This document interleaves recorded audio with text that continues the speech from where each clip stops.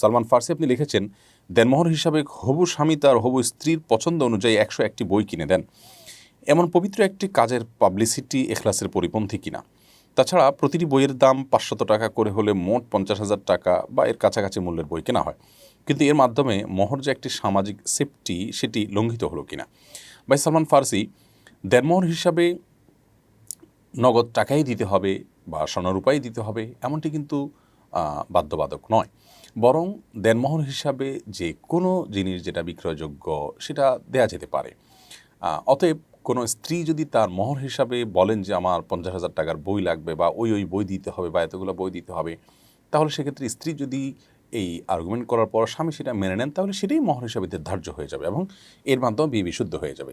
আর বইয়ের প্রতি মানুষকে উৎসাহী করবার জন্য বা সাধারণত অন্যান্য মেয়েরা তাদের যে আর্গুমেন্ট থাকে, ডিমান্ড থাকে, তার বিপরীতে জ্ঞানের প্রতি মেয়ের আগ্রহ আছে, সেটি অন্যদেরকে শেয়ার করে তাদেরকে উদ্বুদ্ধ করার উদ্দেশ্য যদি কেউ প্রচার করেন, তাহলে সেক্ষেত্রে সেটি জায়েজ। আর যদি এর মাধ্যমে জাগতিক কোনো কিছু তারা কামাই করতে প্রচার করেন, ভাবা কুড়াতে চান ইত্যাদি ইত্যাদি, তাহলে সেক্ষেত্রে সেটি তো অবশ্যই রিয়া এবং লৌকিকতা জাগুনাহের কাজ।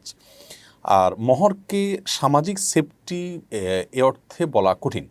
মোহর এটা স্ত্রীর অধিকার। আল্লাহ তাআলা বলেছেন, ওয়া আতুন্নিসা আস-সাদুকাতিহিন্না নিহলা, তোমরা নারীদের মোহর তোমরা পরিশোধ করে দাও। আপনি একেবারে সন্তুষ্ট চিত্তেই তাদের মহারণা পরিশোধ করতে হবে, তাদের প্রাপ্য হিসেবে তাদের পরিশোধ করে দিতে হবে। সেটি সামাজিক সেফটি নয়। আমরা অনেকে মনে করছি বিবাহ টিকিয়ে রাখার জন্য সেফটি। বিবাহ টিকিয়ে রাখার সেফটি কোত্থেকে হবে? মোহর তো শুরুতেই দিতে হয়, যেটা শুরুতেই দিয়ে দিতে হয় সেটা আবার সেফটি হলো কি কোত্থেকে? হ্যাঁ, পরে দেওয়া যেতে পারে, সেটা অপশনাল, কিন্তু মূল সিস্টেম এবং নিয়ম হলো যে বিয়ের শুরুতেই আপনি মোহর দিয়ে দিবেন। তাহলে আমাদের দেশে যেটি হয়, 10 লাখ 5 লাখ মোহর ধরা হয় এবং মনে করা হয় যে ছেলে মেয়েকে যদি তালাক দিতে যায় তাহলে এই মোহর দেওয়া লাগবে, তাহলে এই মোহরের চিন্তা করে সে তালাক দিতে পারবে না, তার মানে একটা সেফটি, তাকে বিবাহ আটকায় রাখবে।